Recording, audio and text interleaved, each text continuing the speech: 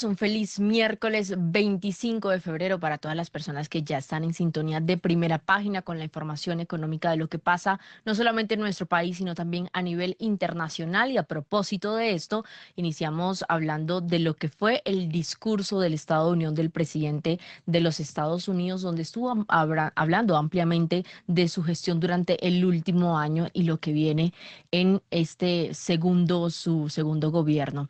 En su discurso sobre el Estado de Unión, el presidente Donald Trump volvió a insistir en que prefiere una solución negociada, esto frente a lo que está pasando con Irán y las tensiones que han causado volatilidad en los precios del petróleo. Pero el mercado mantiene un cierto nivel de prudencia ante posibles choques en el mercado energético.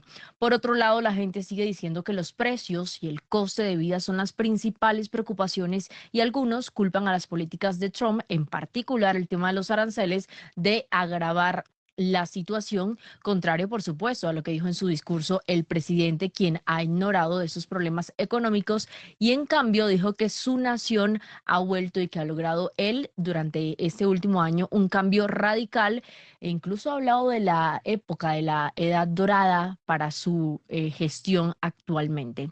En lugar de intentar conectar con su base, recurrió más bien a provocar a los demócratas, llamándolos locos, para posicionarse como normal en temas como la inmigración, la delincuencia y los derechos de las personas transgénero. También convirtió el discurso en un espectáculo. El equipo olímpico masculino de hockey, ganador de la medalla de oro, estuvo allí presente. También los veteranos que fueron condecorados en directo ante las cámaras con medallas de honor. Trump puede haber perdido la oportunidad de abordar sin duda algunas preocupaciones de los votantes, sobre todo porque los presidentes no tienen tantas oportunidades de dirigirse a la nación en un horario de máxima audiencia como en este caso, donde había alta expectativa sobre lo que iba a decir el presidente Donald Trump y como lo mencionamos, su discurso fue bastante amplio, fue de hecho es considerado uno de los más largos de la historia por parte de los presidentes de los Estados Unidos y allí entonces ha dicho que su país está mejor, más rico y más fuerte que antes. Son las 6 de la mañana, 14 minutos. Esto, por supuesto, lo vamos a estar hablando con nuestros analistas durante esta mañana de miércoles. Mientras tanto, vamos a contarles cómo se han comportado los mercados en las últimas horas y cómo están reaccionando por lo pronto en Asia. En Primera Página Radio, las bolsas del mundo. La bolsa de Tokio superó por primera vez los 58.000 puntos que había registrado en el pasado mes de enero y sube también los rendimientos de los bonos a largo plazo. El gobierno japonés nominó este miércoles a dos académicos, Toichiro Asada y Ayano Sato, para unirse a la junta directiva de 9 miembros del Banco de Japón. Eso sí, los candidatos deben ser aprobados por ambas cámaras del Parlamento.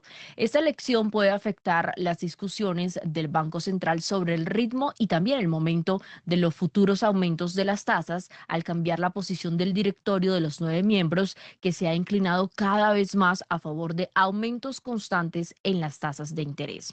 El principal índice entonces, el Nikkei, se disparó un 2,20% este miércoles y superó por primera vez la barrera de los 58.000 puntos, principalmente impulsado por las tecnológicas y también por esta nominación que genera un poco de inquietud de los candidatos, de esos dos académicos considerados partidarios de políticas de estímulos económicos. Así que vamos a ver cómo quedaría entonces este tablero de lo que puedan ser las decisiones del Banco Central de Japón. El yen japonés se mantuvo estable frente al dólar tras cotizar en positivo al comienzo a 155,86 por dólar. La moneda cayó un 0,8% este martes al cerrar la jornada y el comportamiento entonces es el que se registra a esta hora.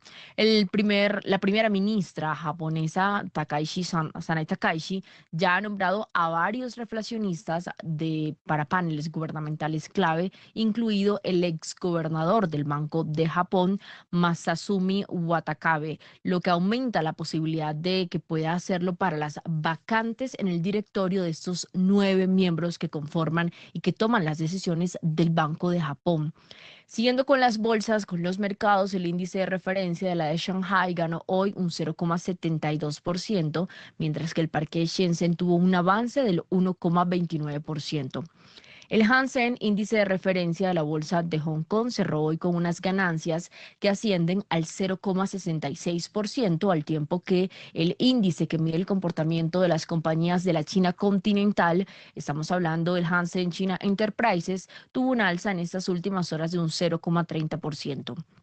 Entre tanto, el Kospi, principal índice de la bolsa de Seúl, registró este miércoles una subida que asciende al 1,91% y cerró por primera vez encima de los 6.000 puntos, apenas un mes después de haber superado el anterior récord de los 5.000 puntos. El indicador en lo que va del año, estamos hablando del Kospi, ha subido un 45%, así que regresaron muy fuertes los mercados tras este largo festivo por el Año Nuevo Lunar en Asia. 6 de la mañana, 17 minutos. Vamos de Asia al viejo continente porque las bolsas están en este caso, contrario a lo que ocurrió el día de ayer, están marchando al alza pendientes de los resultados clave hoy de Nvidia y también el IPC de la eurozona que vamos a estar muy pendientes a estos resultados. En su Investor Day, que se celebra hoy en Londres, el Banco Santander presenta su plan estratégico 2026-2028, que apunta a superar los 210 millones de clientes y lograr así un beneficio superior a los 20 millones de euros y más para duplicar el dividendo en efectivo por acción, esto respecto al 2025. En una jornada entonces en la que se va a conocer un aluvión de resultados, entre ellos el de la tecnológica Nvidia, y también se van a conocer los datos macroeconómicos relevantes como el IPC de la eurozona, las bolsas están marchando de manera positiva. El PIB de Alemania, entre los datos económicos que ya se han dado a conocer, tuvo un crecimiento del 0,30% en el cuarto trimestre del 2025 con respecto al trimestre anterior. Hablando de monedas, el euro se está revalorizando un 0,23% frente al dólar y se cambia entonces el dólar contra el euro a 1,18 unidades. La libra esterlina está subiendo un 0,2% frente al dólar hasta ubicarse 1,35. Los principales mercados entonces cotizan así. La bolsa de Milán gana un 0,63%, la de Londres un 0,82%. Si revisamos la de París, está subiendo un 0,27% este miércoles, mientras que la de Frankfurt lo hace un 0,16%. Y de tercera tenemos el IBEX 35, que es el principal indicador de la bolsa en España, que está subiendo un 0,43%, siguiéndole a Londres y a Milán. El Eurostock 50, que es el índice en el que cotizan las empresas europeas de mayor capitalización, también está en esta jornada registrando un comportamiento positivo y estamos hablando que sube un 0,50%. Así se comportan los principales mercados iniciando esta jornada del miércoles para nosotros. Ya cerró por supuesto Asia y está avanzando la jornada en Europa a las hoy 6 de la mañana, 21 minutos para nosotros. Saludo entonces a esta hora a Juan Manuel Quintero, gerente general de Precia, que ya nos acompaña desde los estudios de Javeriana Stereo para acompañarnos y analizar las últimas buenas nuevas en los temas económicos en primera página. Y sin duda, Juan Manuel, muy buenos días, bienvenido. Hablemos con lo que iniciamos aquí y fue ese discurso que ha dado en las últimas horas del Estado de Unión, el presidente de los Estados Unidos haciendo un balance de lo que fue su último año, habló pues ampliamente de diversos temas, de migración, por supuesto el tema de economía, el tema energético, el tema de la frontera y un país perfecto es el que ha pintado el presidente de los Estados Unidos. ¿Escuchó usted el discurso? ¿Qué le deja estas palabras, más de una hora del presidente hablando de la situación en Estados Unidos? Kiara, muy buenos días a los compañeros que van a llegar más tarde seguramente y a la gran audiencia de primera página. Nuevamente gracias por la invitación, creo que esta es la primera del año, siendo ya febrero, que ¿Sí? es, sí, muchas tareas. Sí, anoche el tema se lo estaba llevando el presidente Trump, que yo creo y muchos analistas esta mañana estaban viendo las reacciones, dicen que perdió una oportunidad súper interesante de hablarle directo a sus votantes, hablarle directo al pueblo americano que de alguna forma extraña unas medidas un poco más contundentes. Hay que entender cuál es el contexto de la política en Estados Unidos. Estamos cercanos a las elecciones de medio término. Las elecciones de medio término siempre son un termómetro de cómo le está yendo a la administración que está en cabeza del presidente Trump en este momento, y él desaprovechó esa oportunidad. Muchos estaban esperando que fuera contundente en qué nuevas medidas iba a tomar hacia adelante para, de alguna forma, matizar la opinión del pueblo americano de que las cosas no van bien. Y es que aquí hay un contraste bien interesante, porque en muchos casos los indicadores, las medidas tradicionales del comportamiento de la economía son positivas, pero la gente no está sintiendo lo mismo. El impacto que se han sentido en Estados Unidos de los aranceles, el mismo impacto incluso de las medidas de antimigración que han tenido más allá de la violencia, de las cosas que hemos visto eh, en los medios, pues, de la violencia que ICE ha tenido con los ciudadanos, implican que el país no va bien.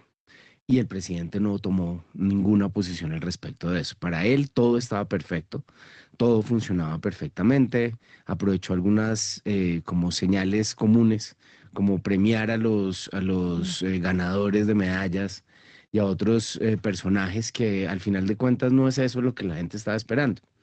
En síntesis, no hay ninguna política nueva. Básicamente, uno de los discursos más largos de la Unión y no dijo nada.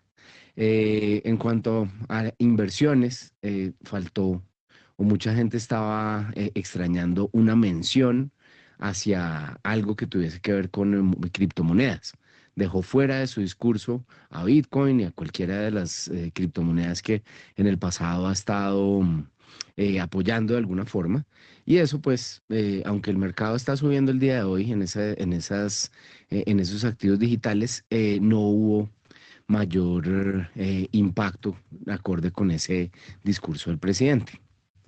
Muy bien, 6 de la mañana, 24 minutos. Bueno, y Asia y Europa, ¿cómo los ve? Están muy atentos también a los resultados que de Nvidia y a otros datos macroeconómicos por el lado de Europa. Sí, y aquí un poco lo que yo les puedo decir una cosa, el mercado se está volviendo monotemático. Y en términos generales lo que afecta la posibilidad de que un mercado suba o baja es qué tan expuesto, qué tanto está recibiendo del boom de la inteligencia artificial. Y Asia es uno de sus grandes beneficiados. Nvidia es la principal proveedora de chips que alimentan la inteligencia artificial. Esta tarde, efectivamente, después del cierre de las bolsas, va a presentar sus resultados y hay una incertidumbre muy grande por parte de los analistas de ver cuál es la posición que puedan expresar los directivos de esta compañía sobre su participación en el mercado de la China.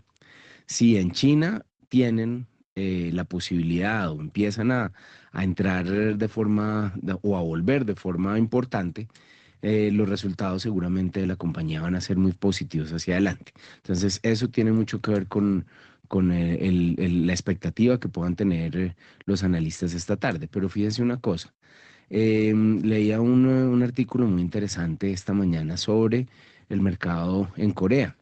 Y el mercado en Corea viene creciendo de forma importante también, es uno de los mercados que Más más atrás. ha tenido un crecimiento positivo este año y ha estado impulsado principalmente por las ventas de memoria para el computador, para memorias para los computadores. Los demandantes de infraestructura para la inteligencia artificial están necesitando todo lo que tenga que ver con temas de tecnología, no solamente chips de NVIDIA, sino otros circuitos, memoria, y eso está impulsando a las economías de muchos países.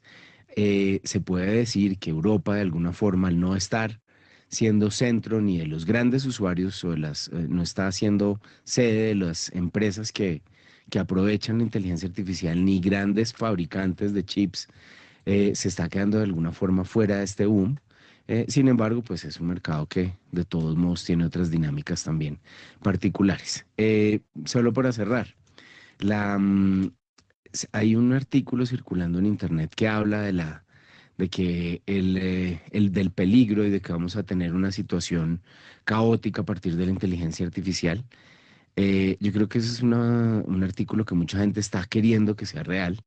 En la medida de lo que dice el artículo es que en la medida en que existe la inteligencia artificial, muchos trabajadores de cuello blanco, como lo dicen, lo llaman en inglés, a los ejecutivos o a los medio ejecutivos que están en las empresas haciendo tareas relativamente operativas, van a ser reemplazados por inteligencia artificial y eso le va a quitar recursos de consumo a las economías y que eso va a causar un colapso global.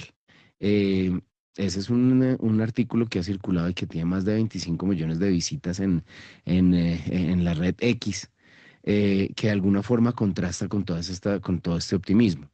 De nuevo, yo sigo bastante el tema de tecnología y creo que al contrario, esto nos va a apalancar y nos va a presentar unas oportunidades hacia adelante, pero menciono el artículo porque es un gran contraste frente a lo que está impulsando a los índices, impulsando al mercado en este momento. El Es pueblo que una puede que esté manera un poco de hacer ruido este artículo frente a no, esta es un realidad. artículo de una firma independiente de research, no muy grande, creo que es el primer artículo que alguna vez se vuelve viral de ellos.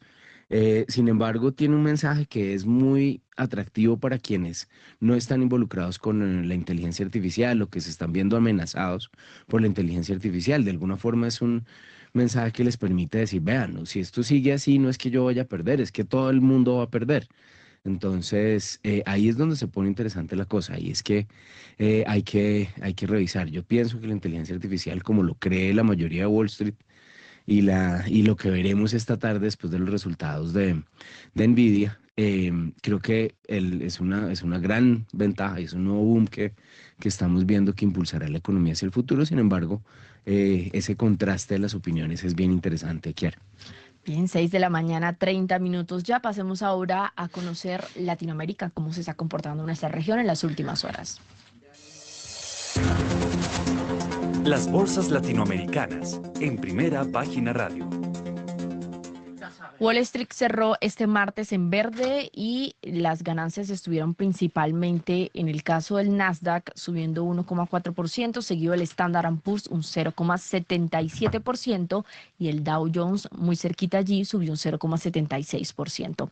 En el caso de Buenos Aires, tenemos que hubo una recuperación con el Standard Poor's de la Bolsa de Comercio del 1,79%. El Bovespa de Sao Paulo tuvo una ganancia del 1,40%.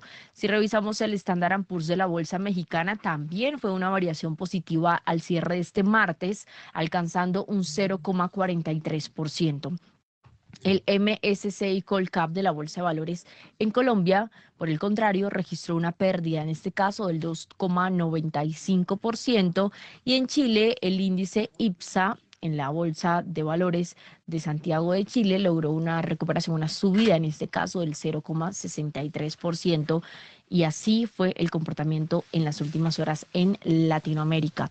Bueno, como usted tenía todo el año sin venir para acá, Juan Manuel, ¿cómo lo deja Latinoamérica durante este 2026, que sigue como teniendo ese mismo comportamiento positivo que traía en el 2025 y lo que se dice es con más oportunidades incluso este año?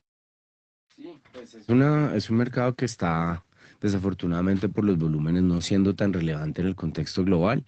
Creo que estamos de alguna forma como en una pausa de incertidumbre, particularmente sobre qué puede pasar, qué también le puede ir a las políticas, a la aprobación que pueda tener el presidente Milei en sus políticas, y de esa forma ver cuál puede ser el impacto que esas políticas que está tratando de impulsar tengan sobre el mercado argentino. Sin embargo, es un mercado bastante poco relevante por los volúmenes. Interesante ver lo que pasa en São Paulo y en México.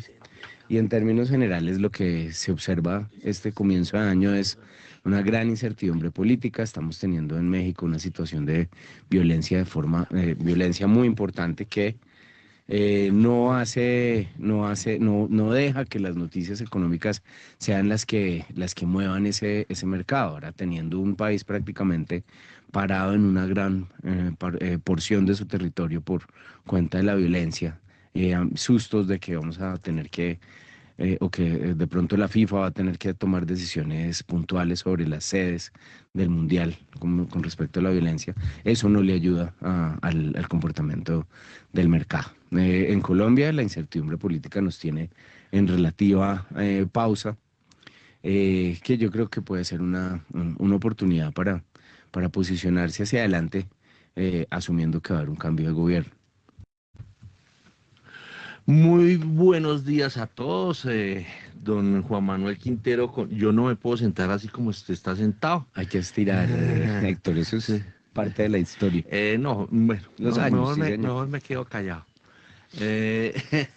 Son las 6 de la mañana y 32 minutos, a las 6:32. Vámonos con los commodities.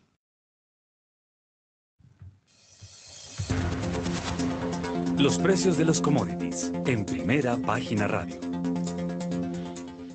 Tenemos que el petróleo Brent se mantiene en los $71 con 10 centavos a esta hora. Esto es una alza del 0,47% del precio del barril, y el WTI de Estados Unidos baja un poco, está al alza, un 0,36%, y está cotizando en $65 con 86 centavos el barril. El gas natural gana un poco menos, un 0,18%, y está cotizando en $2 con 83 centavos. El oro se mantiene por encima de los $5,000 la onza, sube un 0,62%, y la cotización en este momento es de $5,171. La plata, $90 con 19 centavos, esto es una alza del 3,55%. El cobre está en $5 con 94 centavos, también está en variación positiva, un 0,30%. Revisando el café, este sí está cayendo, un 0,71%, $2 con 82 centavos la libra del precio internacional del café, mientras que el azúcar se mantiene en 14 centavos, esto es una alza del 0,18%. Y si revisamos el carbón, tenemos que en estos momentos está a la baja, 0,33%, $106 la tonelada del carbón. Bueno, 6:34 ya. Está con nosotros Julián García para que nos ayude a mirar el tema del petróleo. ¿En cuánto es que está el Brent? El Brent en estos momentos $71 con 10 centavos. Eso está ahí sostenido encima de los 70. A ver, don Julián García, expresidente de TGI y analista de Primera Página Radio. Bueno, buenos días aquí a la mesa de trabajo, buenos días para la audiencia. Bueno, ¿qué ve uno que está pasando en el mercado del petróleo en particular? Y podemos comentar también el gas y los otros minerales. En cuanto al petróleo, como sabemos, estructuralmente hay una sobreoferta por mayor producción, porque la demanda se sigue restringiendo, no crece en los países desarrollados, en lo que soporta el crecimiento de la demanda, que cada vez es menor, son los países en desarrollo, principalmente China y la India, aunque en una pequeña medida Latinoamérica y África, pero los que soportan el crecimiento, como digo, más bien débil de la demanda son más China y Asia.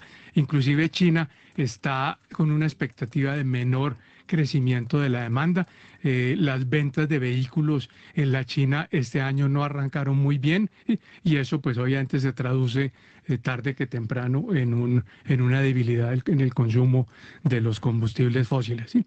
Entonces lo que está explicando fundamentalmente, como hemos comentado en el programa, lo que está explicando fundamentalmente este precio del Brent por encima de los $70 es razones geopolíticas, ¿sí? Es ese juego geopolítico que hay.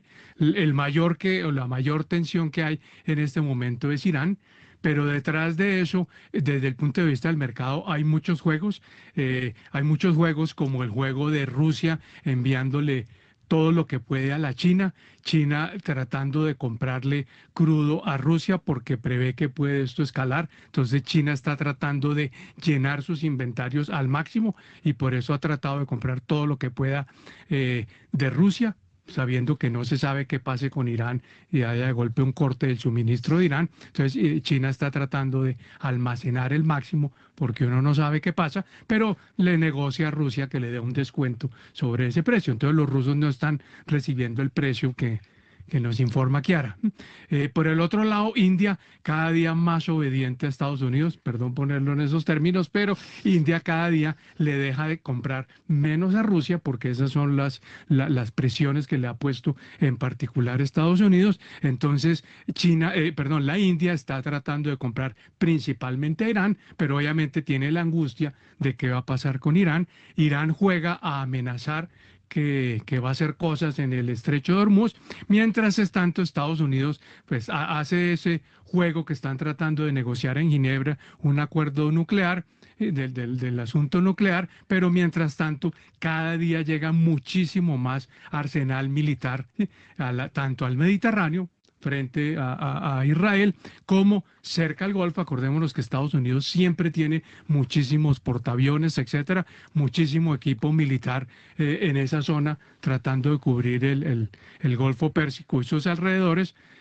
Pero ahora ha mandado muchísimas más, la cantidad de aeronaves que han llegado es gigantesca y entonces obviamente eso escala y entonces Estados Unidos le está poniendo una gran amenaza a Irán de que va a actuar si no hacen el acuerdo nuclear y, como le digo, un despliegue militar inmenso llevando los grandes portaaviones, aeronaves de todo tipo y amenazando a Irán. Y mientras tanto, en Irán, pues internamente con un conflicto interno tremendo, porque las huelgas que reprimió muy fuerte o las manifestaciones que hizo la comunidad hace unos meses, a finales del año pasado y principios de este año, que la reprimió muy fuerte el gobierno, con muchas muertes, un número incierto porque no se sabe, pero ahora han vuelto a salir, sobre todo la gente joven, y entonces lo que está buscando también Estados Unidos es una caída del régimen, pero mientras tanto también es buscar un acuerdo nuclear. Entonces ahí hay un juego y eso está generando mucha tensión en el mercado y eso es lo que explica un Brent por encima de los $70. Como digo, en esencia es un asunto geopolítico. Bueno, 6:38. Oiga, anoche estuvo muy convulsionado el tema noticioso. Me toca cambiar un poco la agenda. Bueno, lo primero es en casa, ¿no? ¿Qué fue lo que pasó?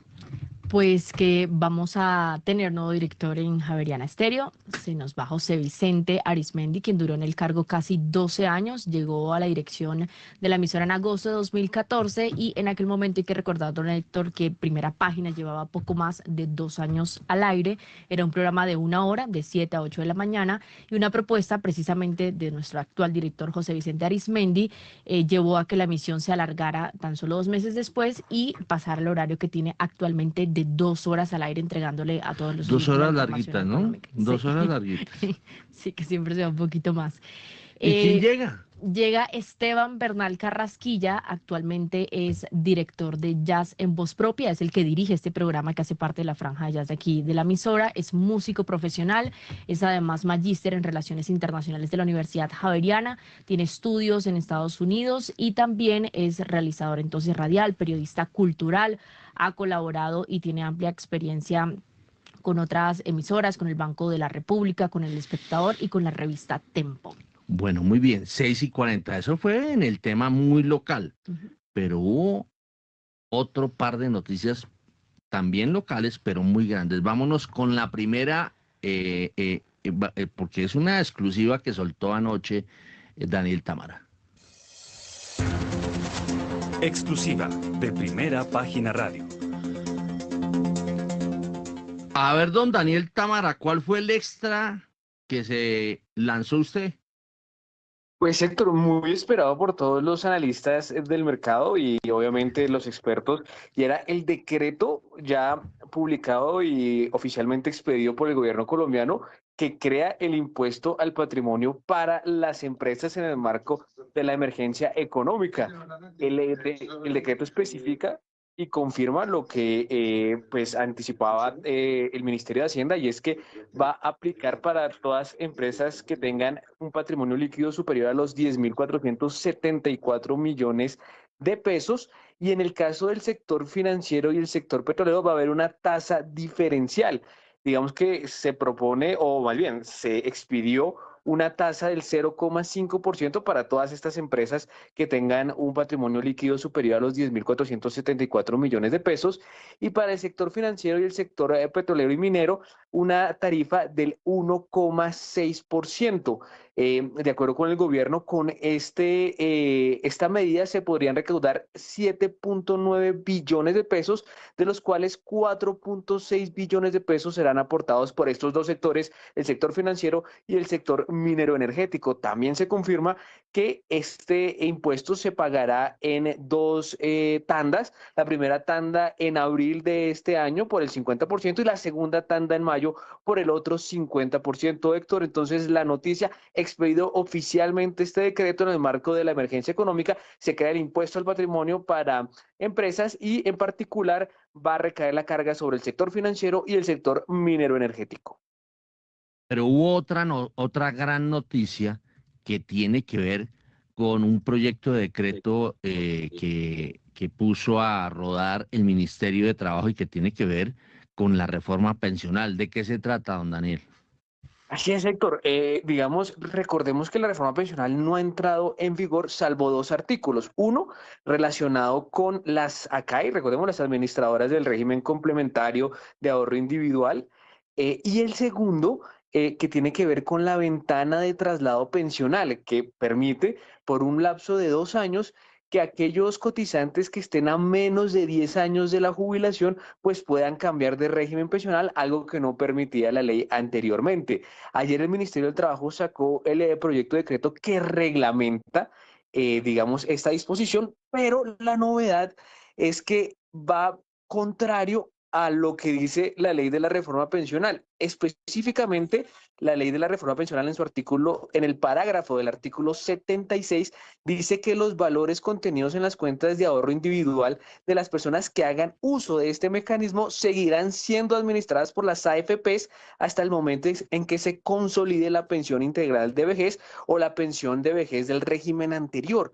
Lo que dice el proyecto de decreto es que las AFPs le tendrán que trasladar estos recursos a Colpensiones en un plazo de 15 días hábiles posteriores a la expedición del decreto. Es decir, de una u otra forma, ya no se irían los recursos al Fondo de Ahorro del Banco de la República cuando se consolide, como decíamos acá, los requisitos o ya el derecho pensional, sino se trasladarían 15 días hábiles después de que se expida este decreto y llegarían a Colpensiones, Héctor. Esa es la otra noticia que revelamos anoche. Pues imagínese, semejante par de bombas macroeconómicas las que tuvimos anoche. Está con nosotros Andrés Velasco, quien es el actual presidente de Asofondos, fue viceministro técnico de Hacienda, fue miembro del Comité Autónomo de la Regla Fiscal, estuvo trabajando en el Banco de la República.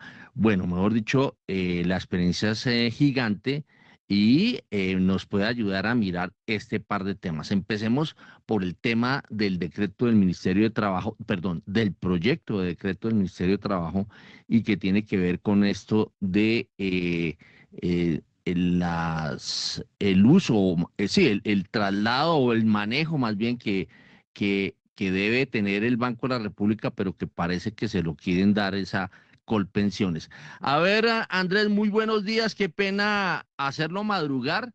Supe que estuvo trasnochando y harto, me imagino, en torno a este proyecto de decreto. Entonces, expliquémosles a los oyentes de qué se trata específicamente lo que nos contó Daniel Támara. Andrés, a ver, bueno, no tenemos sonido de Andrés. Bueno, mientras tanto, a ver, don Andrés Pavón, Usted miró ese don César Pavón. Don Yo sé César de quién Pavón. estaba pensando usted. Sí, Yo quién sé sabe. cables. Me imagino que también trasnochó. Bueno, Héctor, primero que todo, muy buenos días para César todos. Pavón, jefe de investigaciones de Corfi Colombiana. En efecto, lluvias de noticias. Si me permite, Héctor, entendiendo que Andrés Velasco ya viene para hablar del tema pensional, me gustaría enfocarme en el tema del patrimonio, que lo estuve ayer, en efecto, trasnochando y viendo esa decisión arbitraria y que nuevamente perjudica la inversión. Ayer fueron dos noticias, una del tema pensional, que yo creo que ya Andrés Velasco hace referencia a él y sus impactos, que yo creo que sí son bastante inciertos y perjudiciales para la economía colombiana, pero sí me quiero referir al impuesto al patrimonio, que ya no lo venía advirtiendo preliminarmente el presidente y ayer lo ratificó y lo confirmó y ya vi el decreto publicado por parte del ministro de Hacienda, pues y firmado por todos los ministros. Y realmente eso es preocupante, porque nosotros seguimos castigando la inversión en el momento donde más se necesita. Entonces se impuso un impuesto al patrimonio diferenciado, una tarifa general a todos los sectores y adicional a aquellos sectores financieros y el sector financiero y al sector minenergético se aumentó, creo que es 1,6%, al promedio de los sectores en 0,5%. Nosotros ya tuvimos esta experiencia, Héctor. En el año 2010 se impuso el impuesto al patrimonio en una emergencia por seguridad que fue efectiva en el año 2011. Y de hecho, justo el año pasado el Banco de la República hizo un estudio del impacto potencial que puede tener este tipo de medidas en un país como el nuestro. Y el impacto es evidente, es negativo en la inversión, es negativo frente al crecimiento de las empresas, es negativo frente a la posibilidad de traer más empresas y más inversión extranjera a la economía colombiana. De hecho, me llama la atención y evaluando en el mundo, solamente creo que hay 5 países que hoy en día tienen vigente impuesto a las empresas del patrimonio, y de hecho son de tarifas muy reducidas, es menos del 1%. El patrimonio per se, creo yo, y no solamente como una persona natural, sino pensándolo como una empresa, usualmente y suele ser la manera en que, digamos, si uno quiere incentivar la inversión y si uno quiere promover el progreso del país futuro, naturalmente esto lo que va a hacer es reducir y probablemente va a haber un castigo fuerte, aunque de hecho me llamó la atención el decreto que hay un inciso y hay algo muy claro y muy contundente que van a hacer monitoreo y que van a castigar y que van a penalizar el que cambie un poco las cifras de patrimonio, pero ahí me cuesta creer que en tan poco tiempo, o sea, se establece 2 pagos, uno en abril y otro en mayo. ¿Cómo se va a implementar esto de una manera tan radical y algo que usualmente, y ya tal vez con esto cierro para hacer pedagogía del decreto, es usualmente el ejercicio del patrimonio se hace el cierre del año? Suele ser que no es como el impuesto de renta, ¿no? Que uno puede hacer una retención en la fuente y donde uno va adelantando los pagos, pues porque en la medida que uno ve la utilidad mes a mes. El patrimonio suele ser un ejercicio contable que se hace el cierre de cada año, y eso daría para, incluso el impuesto del patrimonio que se implementó en el 2010 fue efectivo hasta el 2011, porque eso requiere del cierre del ejercicio contable y determinar del impuesto del patrimonio. Entonces, Pero bueno, uno no puede remitirse al patrimonio del año anterior. no, esto está determinado para que se haga entonces de manera efectiva y ellos hacen como una propuesta de que se pague el 50% en abril del 2000 este año, pues el otro 50% en mayo, pero tiene que haber como una contabilización. Acá tal vez me complementan porque yo todavía estoy entendiendo el decreto, pero sí hay una manera en que ellos creen que es este año el decreto y van a probablemente, y para monitorear, y son muy severos advirtiendo que va a haber castigos en caso de que vean cifras raras en patrimonio, pero yo sigo nuevamente y ya general, creo que el comentario rápido sí es: esto va a seguir afectando la inversión, esto va a seguir afectando la confianza inversionista en Colombia en el momento donde más lo necesitamos, y me preocupa la implementación, la manera en que se va a hacer, porque sí va a ser abrupta y probablemente va a llevar a mucha más incertidumbre en la que ya teníamos.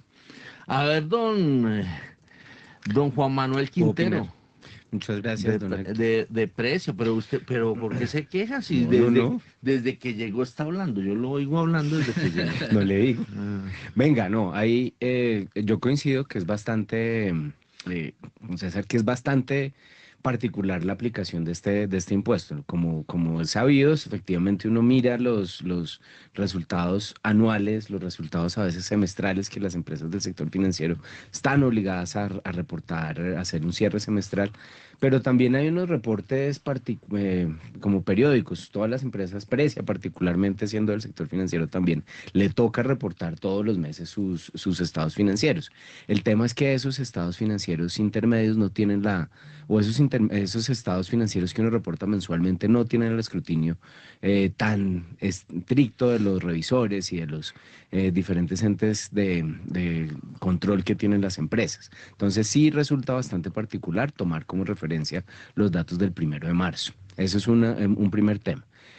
La otra cosa es que efectivamente es una señal súper terrible para el mercado colombiano en el sentido de que por el lado de los bancos afecta obviamente la creación o la generación de crédito, encarece el crédito de forma significativa. Aquí con cuentas de ChatGPT veíamos que al sector financiero se le están esperando recoger unos 2.5 billones de pesos por ese nuevo gravamen, lo cual efectivamente tiene un impacto principalmente en los bancos, en el encarecimiento del crédito, dado que los patrimonios de estas entidades son muy, muy altos. Ahora bien, el sector financiero y las empresas que están cobijadas por esta medida no solamente son los establecimientos de crédito, también están las empresas que prestan servicios, las empresas que haciendo parte del sector financiero y teniendo un patrimonio suficientemente alto tienen que entrar a pagar eso. Estamos hablando de fiduciarias, aseguradoras, todo el resto de las empresas que uno tiene que recurrir por naturaleza. ¿Qué pasa? Que eso desincentiva la creación de nuevos vehículos de inversión, la creación de nuevas pólizas de seguros que atiendan ciertas necesidades, y ese es un mensaje supremamente grave. Obviamente al gobierno claramente no le gustan los establecimientos de crédito por las razones que ellos tengan, pero este tipo de medidas generalizadas golpean la innovación financiera. No es muy lógico que una entidad que tenga intenciones de hacer algún tipo de inversión no lo haga en Colombia. Yo he pensado que mucho de la consolidación de los bancos que hemos visto en estos últimos meses tiene que ver con expectativas e incertidumbre de qué tan bueno puede ser el negocio del crédito o de las inversiones en Colombia. Y de esa forma, pues preferir meter su plata en otros lugares, Héctor. muy bien, son las 6 de la mañana y 53 minutos. Pues claro que le voy a dar el cambio a usted, pero déjeme decirle lo siguiente. Pues a raíz de que este remate de gobierno se está poniendo bruscos no. Pues les cuento a nuestros oyentes que siendo hoy 25 de febrero, faltan 164 días para que haya cambio de gobierno. Faltan ¿O no? 160. No, pues tiene que haber cambio de gobierno. O sea, esto es una democracia. Y faltan 107 días para que comience el Mundial de Fútbol. Y faltarían así 113 días para que debute Colombia en el Mundial de Fútbol. A ver, don Julián García, expresidente de TGI, pues porque la medida no solamente toca la medida del impuesto al patrimonio, a través de un decreto de emergencia económica, no solamente toca al sector financiero, sino veo que también al mundo de los hidrocarburos. Bueno, Héctor, pues yo lo que quisiera agregar un poquitico al debate es que cómo calcularon la cifra de qué tanta plata se necesitaba. Uno lo que debería exigir, la sociedad debería exigir, oiga, dígame, si usted necesita 7 billones de pesos, es porque necesita reparar 10.000 casas y cada casa vale 10 millones de pesos, y etcétera, etcétera. Tiene ya todo un presupuesto, todo un análisis que justifica que recuperar estos territorios, darle hogar a las personas que lo perdieron, los animales que se perdieron, que no estaban asegurados, etcétera, vale tanto y hay toda una presupuestación que es lo que se justifica. Yo me pregunto si las cortes deberían revisar, porque los cálculos es paguen tanta plata y nadie sabe en qué se la van a gastar. Además de eso, necesita que la paguen en abril y mayo y es que van a ejecutar todo así de rápido que ya para junio se han reconstruido todas las casas que se desbarataron en la inundación, etcétera. Entonces yo creo que hay que ponerle muchísimo más rigor a eso, ¿sí? Y yo creo que la sociedad y los mismos que lo van a tener que pagar, que aquí hay unos representantes del sector financiero, deben pedirle al gobierno y a las autoridades que aclaren cómo se van a gastar esa plata, en qué plazo se la van a gastar, justificar por qué quieren la plata en esos plazos, cómo presupuestaron esos montos, porque la sociedad... Usted es como iluso, ¿no? No, la sociedad debería pedir eso y debería haber mecanismos legales para poderlo hacer, ¿sí?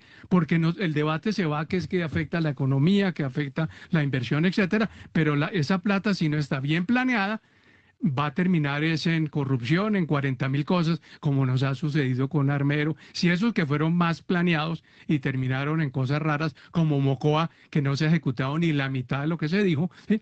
Y eso fue hace unos años, ¿sí? Entonces yo creo que parte de esa disciplina debe ser eso, y eso es tan importante, o más importante, creo yo, que analizar si a tal petrolera o a tal banco le quitan 1 peso o 2 pesos, claro, que seguramente afectará la inversión, etcétera, pero creo que como sociedad debemos exigir más cómo se va a gastar ese dinero, por qué ese dinero, qué se va a hacer, y obviamente un monitoreo de que realmente se le da a las personas en sus viviendas o animales o lo que sea que hayan sufrido. Bueno, yo lo que yo creo es que la declaratoria de emergencia yo creo que sí va a pasar el examen de la Corte. Pero cuando empiezan a mirar decreto por decreto, la cosa se va a complicar y de pronto pueden venir suspensiones provisionales. Pero espérame porque don César Pavón quería decir algo. Héctor, yo creo que como usted dice, probablemente el timing sí les dé para que se apruebe. A mí lo que me preocupa es que yo creo que esa decisión se va a tomar tiempo y dado que apretaron tanto la recolección abril y mayo, es difícil prever si para ese entonces ya se habrá pronunciado la Corte Constitucional. Pero quería hacer, a mí me gustó la analogía de Julián, ser muy rigurosos y de hecho quería hacer énfasis, tengo acá enfrente mío el estudio que hizo el Banco de la República por José Luis Pedro Hernán Rincón, Miguel Sarmiento, Alejandro Granados sobre el impuesto al patrimonio y estructura del capital de las empresas, el impuesto que se implementó en el año 2010. Y quiero leer literalmente lo que dijo el estudio del Banco de la República para que esto no quede duda. Eso fue un examen riguroso a un impuesto que ya se... Que le puede servir de base a la Corte Constitucional. Total. Mire, la conclusión, y lo dice literalmente, voy a leer. La reforma tributaria también afectó a la asignación del crédito comercial entre las nuevas empresas contribuyentes. Las empresas afectadas por el nuevo impuesto revelan efectos reales negativos sustanciales sobre la inversión, la productividad y el empleo. Nuestros resultados indican que gravar el patrimonio de las pymes afecta su estructura de capital y su actividad real. Y además encuentran, que es algo de lo que ya veníamos discutiendo, que muchas de las nuevas empresas contribuyentes se concentraron en torno al nuevo umbral impositivo. Entonces esto también genera unas distorsiones ya en el tema contable, que no es un tema menor, dado además la improvisación y lo poco tiempo que se va a hacer, que hace que haya un mal manejo de la contabilidad y es muy probable que veamos justamente ese escenario donde las nuevas empresas se concentren en ese punto restrictivo, ya tienen un umbral que pues ya lo determinó el decreto y me preocupa además de eso, las distorsiones que sigue generando un sistema impositivo ya de por sí. Una pregunta rápida, ¿esa a partir de qué patrimonios? 10.000 millones. 10.000 millones. 10.000 millones, ya lo voy a revisar en V3, pero es cerca de 10.000 billones como quedó definido. Y ahí sí es diferenciales por sectores. Pensábamos que iba a ser diferencial por los umbrales, pero se definió el umbral mínimo de 10.000 millones. Y pues va a cambiar la tarifa dependiendo del sector donde la empresa esté. Bueno, le voy a dar a usted la oportunidad de que nos diga, a ver. Son las 7 de la mañana.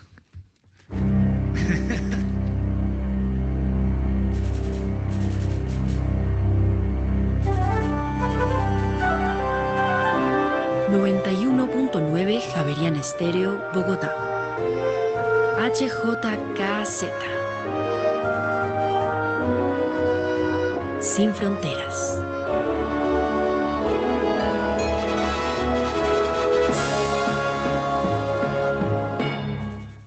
A las 7:11 estamos mirando el decreto de emergencia que expidió el gobierno con el escudo de que o de las inundaciones que se presentaron en la costa, específicamente en el departamento de Córdoba. Bueno, estamos con Julián García, expresidente de TGI. ¿Usted es hidrólogo? Sí, señor. Bueno, como es hidrólogo, le voy a decir, este tipo de desastres que se han presentado son digamos, previsibles. Pues mire, la naturaleza siempre tiene eventos extremos, ¿sí? Siempre hay eventos de todo, de vientos, de lluvias, de etcétera, ¿sí? De terremotos, etcétera, ¿sí? Entonces, los que trabajamos en eso de ciencias de la Tierra entendemos que la naturaleza funciona así. Siempre tiene eventos, ¿sí? Siempre tiene eventos extremos. Por eso, como lo he mencionado en el programa, siempre se habla de probabilidades, ¿sí? Probabilidades de que venga el niño, de que no venga el niño, de que el niño que venga sea muy fuerte o no sea tan fuerte. Siempre se trabaja en probabilidades. Y siempre hay una probabilidad, no solamente de que, por ejemplo, ahora haya un niño fuerte, ¿sí? Sino probabilidades de eventos extremos, de que un día caiga un aguacero gigantesco, etcétera, ¿sí? Y fue lo que ocurrió ahora a principios de febrero, ¿sí? Con estas olas frías que vinieron del norte. Eso siempre tiene una probabilidad de ocurrencia. Entonces, ¿qué debe hacer la sociedad? Pues primero tener los mecanismos para gestionar eso, entender que la naturaleza funciona así, y en efecto eso se ha hecho. Para eso hay, por un lado, entidades del Estado que se dedican a alertar. Además se creó esa entidad, ¿no? La agencia. Entonces hay que tener sistemas de alarma cuando se observa que, por ejemplo, el IDEAN, que tiene la información, está observando con imágenes satelitales, ayudado por toda esa información que da la Agencia Oceánica de los Estados Unidos, se ve qué nubes se están formando, etcétera, y usted con unas horas, con unos días de anticipación puede decir hay una probabilidad de lluvias fuertes de los próximos 2 días, etcétera, ¿sí? O 3 días. Usted con unas probabilidades, no con certeza, pero sí con probabilidades, y con base en eso debe tener usted sistemas de alerta para la comunidad y para los operadores del área, ¿sí? Pero además de eso, aquí, ¿qué pasó? En este caso específico, tenemos un proyecto, entre otras, el proyecto de URRA, legalmente se llama Proyecto Multipropósito de URRA. Ese es el nombre inclusive legal de la empresa, o sea, la razón social de la empresa es Proyecto Multipropósito. Su objetivo es generar electricidad y controlar inundaciones. Con eso se diseñó, por eso el dueño es una empresa del Estado. Su objetivo es ese. Entonces, sabiendo que hay esa probabilidad, usted no debe tener el embalse lleno, como ocurrió en este caso, porque si viene un gran aguacero y su objetivo es controlar inundaciones, pues su embalse no puede estar lleno porque entonces no la va a lograr controlar. En este caso lo que sucedió es que días previos se estaba lleno el embalse, estaban generando, ¿sí? Y claro, no tenían, los cogió por sorpresa, pero uno dice, sí, lo cogió por sorpresa, nadie adivina cuándo va a venir ese gran aguacero, pero una empresa, un proyecto que está diseñado para eso, no puede estar a lleno, previendo que en cualquier momento puede venir un aguacero. ¿Y cómo se va desocupando? ¿Cómo es eso? No, se turbina. Una manera es sacar el agua vía turbinando, vía generar electricidad. Entonces, XM, que es el que controla el sistema de despacho, le ordena a URRA, genere más para que baje el agua del embalse, genera más electricidad que la pone al mercado y así se desocupa, por decir algo, del 100% de llenado, se baja al 60% de llenado y entonces está preparado para recibir una crecida, ¿sí? Si es que se está llenando mucho. Es que si usted se mete en la página web de URRA, en ninguna parte dice que su objetivo es, me muestra un desempeño en control de inundaciones. Si usted ve los reportes generamos tanta electricidad, vendimos tanto, todo toda la gestión la ponen alrededor de generar electricidad. Eso es falso, porque el objeto de la empresa y se construyó también para controlar inundaciones. Entonces nos cogió este aguaceros que apoyaron a principios de febrero O sea, con eso es un una embalse falla, lleno. eso es una falla operativa de Entonces, Urra. una falla Una cadena de operativa del errores. sistema, una cadena de errores. ¿Sí? Y además de eso, el IDEAN que pueda alertar con algunas horas debe generar sistemas de alarma para la comunidad y para la misma operación. Oiga, parece que hay una alta probabilidad de que llueva mucho en los próximos 3 días, comience a desocupar el embalse para que pueda amortiguar, es decir, la crecida del río. ¿Sí? Entonces mi punto está es en que, ¿sí me entiende? Es impredecible cuándo, qué, cómo, pero usted sí tiene señales de alerta, tiene sistemas de probabilidad y además de eso, el Estado ha invertido en proyectos como este precisamente para manejar estos eventos, que no funcionan en este caso. Es decir, que parte del argumento del gobierno de acudir a la emergencia económica podría estarse Por sí mismo, causado por su ineficiencia. ineficiente gestión. Bueno, 7:17, está con nosotros don Andrés Velasco, que ahorita estábamos hablando, le estábamos dando el cambio a él, pero se nos perdió. Venga a ver si ya estamos con él. Bueno, Sí. a ver, don Andrés Velasco, que decíamos que es el actual presidente de Asofondos, pero fue viceministro técnico de Hacienda, fue del Comité Autónomo de la Regla Fiscal, luego entonces entiende las cifras macroeconómicas al dedillo, y ahora estando al frente de Asofondos, pues está mirando un proyecto de decreto del Ministerio de Trabajo que puede tener grandes o graves repercusiones en el área fiscal y en el área macroeconómica. Andrés, muy buenos días. Buenos días, Héctor. Gracias por tenerme acá. Bueno, cuénteme qué es lo que hay detrás de ese proyecto de decreto del Ministerio de Trabajo que unos minutos antes nos habló Daniel Támara. Sí, Héctor, excusas por haber colgado antes, pero el teléfono está que revienta. Le cuento. Entonces, acuérdense que en la ley 100, la gente, las mujeres cuando cumplían 47 años o los hombres 52, o sea, estaban menos de 10 años de pensionarse, ya no se podía trasladar entre fondos. Eso yo creo que lo entendemos todos. La ley 2381 de la reforma pensional, en el artículo 76, crea una figura que se llama la ventana de oportunidad de traslado y le da la oportunidad a esas personas que están a menos de 10 años de pensiones, siempre y cuando hubieran acumulado un número de semanas suficientes, que está en la ley, poder trasladarse. Se han trasladado y dio 2 años para esos traslados. Por eso se llama la ventana de oportunidad de traslado. Es como una oportunidad para que esa gente que ya no lo puede hacer, se trasladara sin problema. Más o menos 120.000 personas han logrado trasladarse y esa ventana se cierra, de hecho, en junio, 2 años después de haber sido sancionada la ley por el presidente de la República. Ese artículo 76, en el que se consagra la ventana de oportunidad de traslado, está exceptuado de la suspensión que hizo la Corte de la reforma pensional. Es uno de los 2 artículos que quedó vivo, o sea, eso es ley hoy en día.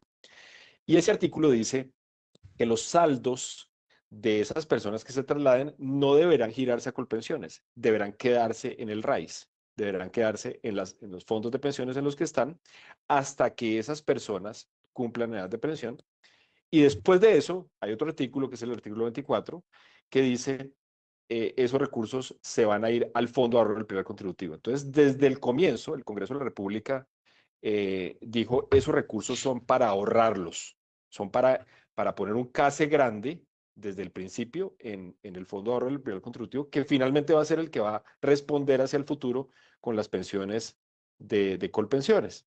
El proyecto de decreto que el gobierno publica ayer, pues va en contravía totalmente de un artículo de una ley que es vigente, y busca que nosotros le traslademos esos saldos de esas cuentas de ahorro individual de las personas trasladadas en este esquema, que asciende a más de 25 billones de pesos, y pues usted sabe las consecuencias que eso tiene, ¿no? Pues esas platas están invertidas por un lado. Segundo, eso pues contraviene la ley. Tercero, eso entra como caja a Colpensiones y le libera caja al gobierno nacional, quien es quien usualmente completa las pensiones que tiene que pagar Colpensiones. Bueno, ¿y qué puede pasar con esos recursos que, como le libera caja, entonces el gobierno puede echar mano de esa liberación de caja? Pues es que el presupuesto es fungible. Usted más que nadie pues conoce eso, Héctor, tantos años en estas. Entonces, pues es gastarse plata que ha sido ahorrada por colombianos durante muchos años, durante muchas semanas, que está destinada por ley para ser ahorrada, para respaldar parte de esas pensiones, parte de ese pasivo pensional. Entonces, esto tiene implicaciones también sobre la sostenibilidad de las finanzas públicas, porque esos 27 billones de pesos, eh, pues nos los gastamos hoy y los debemos mañana. Entonces, eso entra a engrosar el pasivo pensional. Mm. A ver, don Juan Manuel Quintero, No, gerente de precios. Andrés, buenos días. Buenos días, Juan Manuel.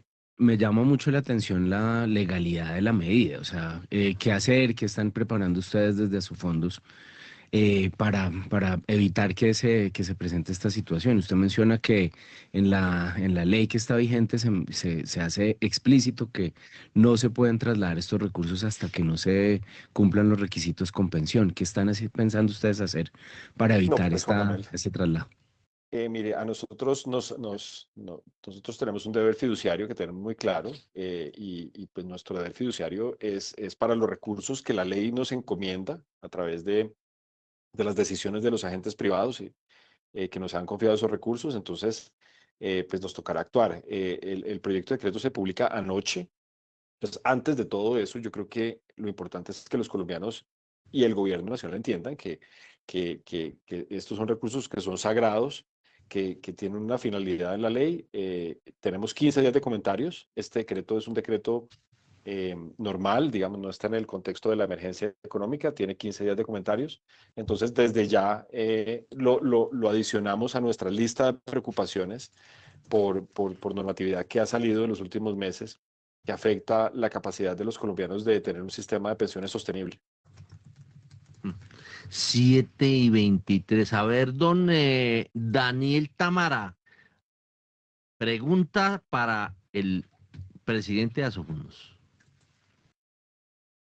Sí, Héctor, bueno, digamos ya con este proyecto de decreto, digamos, en caso de que el gobierno, lo que ustedes han evaluado, lo expida tal cual, digamos, lo está proponiendo, sería casi inminente que se caiga por un tema de constitucionalidad, por ir en contra de una ley de la República, porque pues, digamos, el gobierno puede tratar de imponer este traslado casi que expresa Colpensiones, pero si la ley explícitamente dice que no debía ser así, eso, digamos, ya constitucionalmente está perdido o no. Pues, Daniel, el tema ahí es la premura, porque el decreto dice que una vez expedido, tenemos 15 días para trasladarle esos recursos. Y los nuevos traslados un mes. Entonces, em, tenemos que ser capaces de convencer al gobierno de que este decreto no contraviene, digamos, de forma pues, muy clara para nosotros la ley y que para que no lo expida, porque donde lo expida, pues quedamos en manos un poco de los tiempos judiciales que por medida cautelar logren suspenderlo. Y son muchos recursos en 15 días, ¿no? Eh, eh, es una cuestión complicada. Entonces nos preocupa mucho ese plazo que aparece en el proyecto de decreto. Por supuesto, si lo llegan a expedir, pues nosotros apelaremos a las Cortes para proteger los recursos de los colombianos y que respaldan el pasivo pensional. Perdón, usted habla de muchos recursos. Creo 25 que billones. son Héctor. 25 billones, ¿no? 25 billones. A ver, don César Pavón de Corfi Colombiana. Hola, hola Andrés, un gusto saludarte y de antemano y comienzo diciendo mi sentido pésame porque de verdad si a alguien le ha tocado difícil en estas coyunturas y de verdad genuinamente estamos hablando hace unas semanas del tema de repatriación de de los ahorros y ahora con este decreto que fue sorpresivo y sin lugar a dudas una tarea muy difícil la que tiene hoy en día Sofondos y reconocimiento Andrés, pues porque realmente estaba muy activo en esta discusión tan sensible.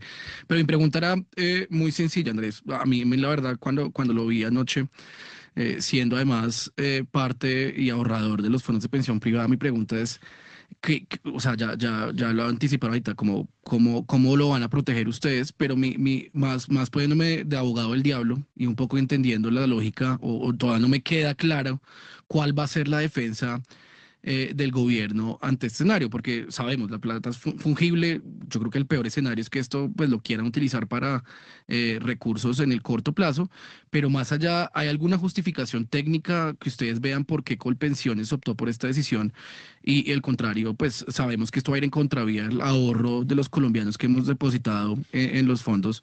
¿Qué argumento o qué les ha dicho el gobierno preliminarmente, más allá de que necesitamos la plata? O sea, a mí sí me cuesta entender la lógica o una justificación técnica válida que tenga el gobierno para defender esta posición que claramente va en contravía del ahorro de los colombianos.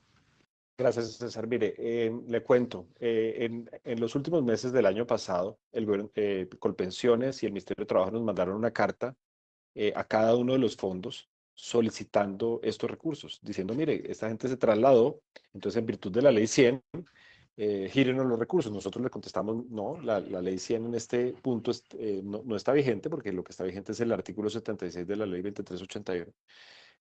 Y pues por lo tanto no podemos girar estos recursos. Más allá de esa comunicación, no ha habido ninguna clase de acercamiento del gobierno nacional, de ninguna entidad, ni siquiera Colpensiones o el Ministerio de Trabajo, preguntándonos por estos recursos. Nosotros pensamos que el tema había sido entendido, pero ahora tratan de hacer una modificación de la ley vía decreto.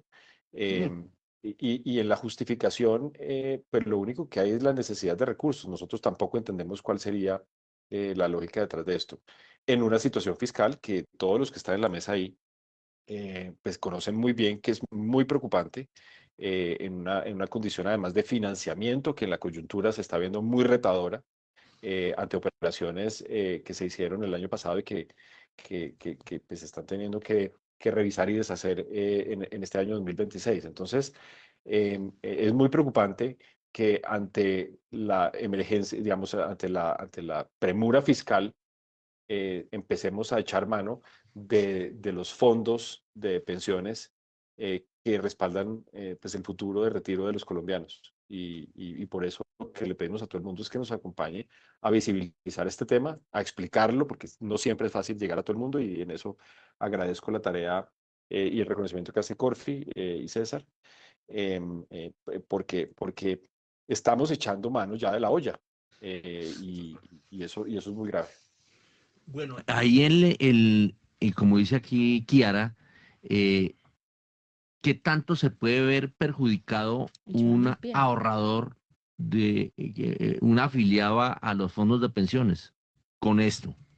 Entonces, estos recursos son de las cuentas de ahorro individual de las personas que optaron por la ventana de oportunidad de traslado. Entonces, esas personas ya tienen un derecho legítimo de Colpensiones a recibir su pensión, ya no se van a pensionar en los esquemas privados, porque ellos ya decidieron trasladarse a Colpensiones. Esto lo que pone en riesgo es la sostenibilidad del sistema hacia el futuro, porque si nos gastamos ese monto de dinero hoy, que iba a ser ahorrado, y que en el esquema de la ley 100 iba a ser ahorrado también, o al menos en su gran mayoría, pues lo que estamos es comprometiéndonos a pagar más impuestos en el futuro todos los colombianos para reconocer esas pensiones.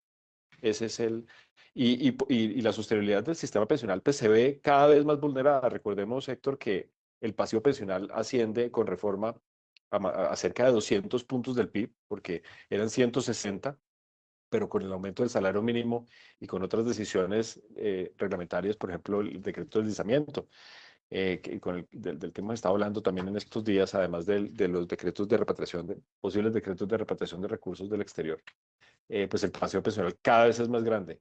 ¿Y eso a quién le va a tocar pagarlo? Pues a las generaciones futuras, a los pagadores de impuestos hacia el futuro, y cada vez más cerca, ¿no? Ya, eso no es en el futuro lejano ya. Estamos hablando de que a la vuelta de 10 años o 15 años va a haber 4 colombianos para pagar una pensión mínima y se necesitan casi 8. Entonces, la situación se va a volver muy complicada para financiar esas pensiones. Juan Manuel Quintero de Precia. Andrés, una pregunta acá para entender cuál puede ser el impacto de la medida sobre el mercado de capitales. Los fondos tienen 25 billones líquidos, o pues en los términos del decreto, para pagarlos, para trasladarlos a Colpensiones, o les toca hacer movimientos de portafolio. No sé, si nos puede dar un poco de color en ese tema. No, pues Juan, vos sabes que sería ilegal tenerlos líquidos. O sea, nuestra obligación es precisamente invertir esos recursos, invertirlos buscando rentabilidad, multiplicarlos para que alcancen, para que los colombianos tengan un retiro asegurado. Digamos, hoy en día los fondos de pensiones tienen un 35%, 35,5% en TES. Tenemos renta fija por más o menos 1.3. Tenemos acciones internas por 10.2. Todo está invertido y la mitad del portafolio, como ustedes bien saben, pues está invertido gracias a la diversificación que hoy en día es posible en el extranjero. Entonces, inevitablemente, esto implicaría una liquidación de recursos porque, entre otras cosas, nosotros, digamos, a Colpensiones no le podemos pasar activos. Colpensiones es un pagador de pensiones. Colpensiones no tiene una administración de fondos, de fondos de activos diferentes a la liquidez. Entonces, tendría muy probablemente efectos importantes sobre esos mercados. En un momento en el que los mercados, pues ustedes lo estaban comentando antes en el programa, están muy estresados, ¿no? O sea, es decir que cuando se entra a liquidar, en realidad el efecto no va a ser no solo para los contribuyentes futuros, sino que va a ser para los aportantes presentes, porque si usted liquida un portafolio, eso tarde o temprano le pega al precio del activo en donde esté invertido, ¿o no? Tal cual, sí. Pues ante más oferta, menor precio. Ujú. Y en estas cantidades, estamos hablando de 25 billones de pesos que nos obligaría el decreto a pasarle a Colpensiones en 15 días después de expedir el decreto. Hoy es 25 de febrero, el proyecto de decreto fue publicado ayer, tiene 15 días de comentarios, o sea que a partir del 11 de marzo, el gobierno nacional podría expedir el decreto, y tan pronto lo expida, hay 15 días para girarles 25 billones de pesos, que para que lo pongamos como porcentaje del PIB, esto es 1% del PIB. Que es lo máximo que Héctor conoce, Héctor, que tiene más años que todos en el mundo. Ave María, Ave Héctor, María, no. Por favor, cerremos ese Lo más cierto micrófono. que ha dicho en toda la entrevista. ¿Hace cuánto Voy usted a, no ve voy una a reforma sacar, voy tributaria a de sacar, un a punto del ver, PIB? por favor, que me muestren a mí tarjeta amarilla por primera vez a un invitado. ¿Ah? Héctor, ¿hace cuánto usted no ve una reforma tributaria de más de un punto del PIB? De verdad, verdad. Uy, no, hace mucho. El IVA del 2016. Sí, no, hace mucho, y además cada vez las reformas tributarias son cada vez más chiquitas, más, no alcanzan, ¿no? Pero bueno, no, dejemos a un lado lo de viejos, porque yo todavía tengo cabello, ¿no? Otros no, se les ha ido cayendo, pero bueno. Si me prende la cámara, le muestro el mío. Bueno, vamos a pasar del tema pensional al tema del decreto de emergencia. Bueno, ¿usted cómo ve eso? Pues, Héctor, mire, la situación, lo primero, ¿no? La emergencia económica 2, que está sustentada en el tema del clima y las inundaciones en el norte del país, sensibiliza a Interrumpo, todos los aquí estoy colombianos. viendo la foto suya y tiene más frente que el Frente Nacional, pero bueno, sigamos. Recibido con cariño.